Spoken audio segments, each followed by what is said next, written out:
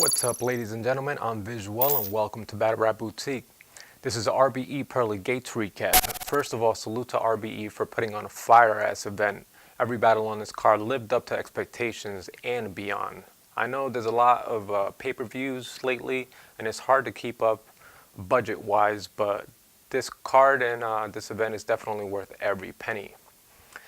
The pay-per-view pre-order was $35 and was set to be $40 afterwards, but because we didn't have the QP and Jim's battle, they kept the price down at the same $35 pre-order price and even discounted the price at the door on the day of the event for the people that showed up to the venue. So salute to them for that. I'll leave a link in the description box below where you can find the battle at rapgrid.com, but if you're following this channel, you probably already know where to find it. Now let's start out with the 1SK battles, the one-shot kill battles. Salute to Lawrence from RBE. He organizes and books the 1SKs for RBE. Subscribe to his channel on YouTube too. You get a first-hand look and updates on anything he has planned in the future, and especially if you're an up-and-comer, you know, go check him out. The two 1SK battles were unlimited rounds, but really they had like about a 5-minute cap on them. The first battle was Daddy Mason versus Bear. Daddy Mason did really good, man. He was snapping. He brought the high energy that he usually brings. I really enjoyed his performance. He utilizes a lot of the stage. He doesn't shy from spreading his wings when it comes to being up there cooking.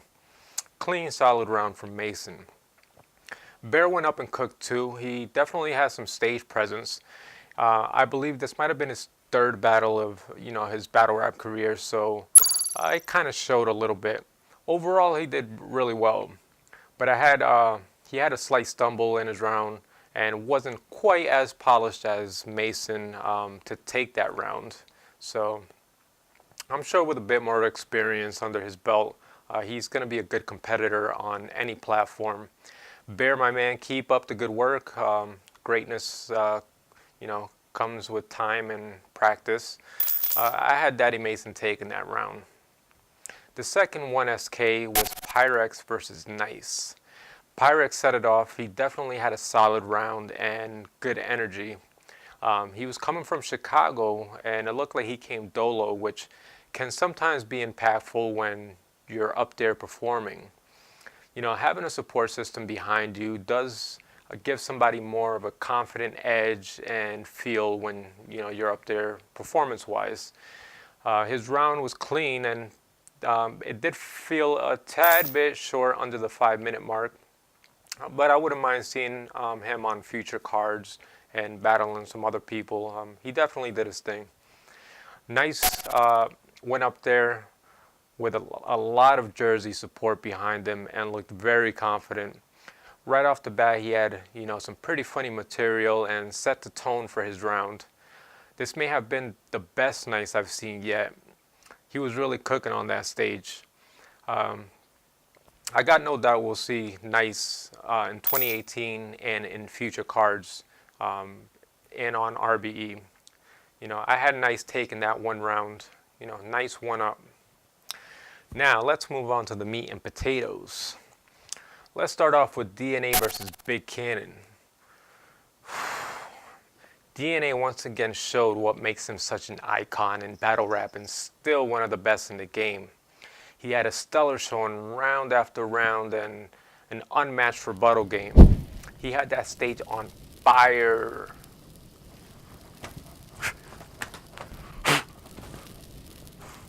Big Cannon did good his first couple rounds, but towards his third, he wasn't as fluid as we know him to be when he's at 100%. Rebuttals weren't landing too hard, and DNA just outclassed him pound for pound. It just wasn't enough for what DNA had for him on that night. I had DNA with a clear 3-0. Still a good battle nonetheless. Moving on to JC versus Immaculate. Immaculate. Been a while since Lil Mac has blessed the New York stage, but he was tearing that shit up. Adapted very well and is probably one of my favorite battles of this card, of this event.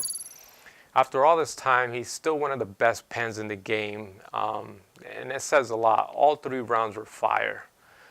JC was flames too. He has a lot of eyes on him right now after continuously calling out Lux. So every time that he touches the stage, expect him to be trying to outrhyme or outperform his last performance. And we expect that as well. JC did really good, man. He came with heat all 3 rounds. I think this, like a few of his battles on his card, is to be debated to go either way. I personally gave Lil Mac the first and the second rounds and gave JC the third, but all 3 rounds were dope. More so, the first 2 are more debatable than the last round, in my opinion. Great battle, definitely has replay value. So salute to the 2 MCs for putting on. They really put on a show for this card. Great battle.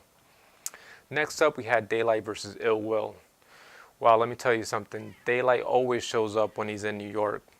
His first round is bananas. All 3 rounds were great overall. IWill probably has the best three rounds that he's had all year. He threw on the ski mask in the third and wigged. Classic moment for RBE. With him and Daylight both with the ski mask facing off. IWill was nasty. Sometimes, he takes off around, but he definitely put on, and his performance just kept getting better and better in this battle. Another debatable battle, which is a good thing. Debatables make for great battles with good replay value, and that's what we want, right? I gave the second and the third round to IWill, but it's definitely going to be a debatable battle either way. It was a really fire battle. All right, last but not least, we got Big K versus Allred. This is where shit hits the fan here. A lot of people are saying Allred 3-0, people that were in the building, and some of your favorite bloggers are saying Allred 3-0 as well. Now, I watched the battle 4 times now, and I had the same conclusion every time. I had Big K taking the first round. It was extremely close. Allred had a fire first round too. I think Big K's material was just slightly better. I thought he landed more punches, and I try to tune out the crowd and all the gas, with a battle of this magnitude. Second round was probably Allred's weakest round, and I edged it to Big K with having better material. The third was definitely clear cut. We all heard the shitty ass angle, pun intended, where Big K used, and it was kind of funny, but you can't come with an angle like that or a round like that with a puncher like Allred, especially when it's a slugfest going in every round. I know I'm going to catch a lot of hate, and it's a very unpopular opinion, but I'm always going to stick to what I believe and keep it real with myself and not change my opinion, for anybody else. I think the push to give Allred the win comes from a lot of us that want to give Allred a win where he had a full clean 3 rounds, and Big K plays a villain role, which rubs people the wrong way sometimes. Look, I call it the way I see it, bias aside. It was definitely debatable. It was very close first and second. Anybody who gives Allred the win, I'm definitely not mad at that. Only real clear round was the third, that Allred won. In the first and second, I understand where y'all are saying 3-0 for those who had Allred 3-0, but I think it was still very debatable either way. Big K 2-1. That wraps it up for this Pearly Gates recap. Shout out to RBE and all the battlers for coming with their A game. If you're thinking about copping this pay-per-view and you haven't yet, you got my full cosign. It was a fire event. You won't be disappointed. It was definitely worth the purchase. So cop your pay-per-view if you haven't. You won't be sorry. I'm IWill, and I'll catch you on the next one.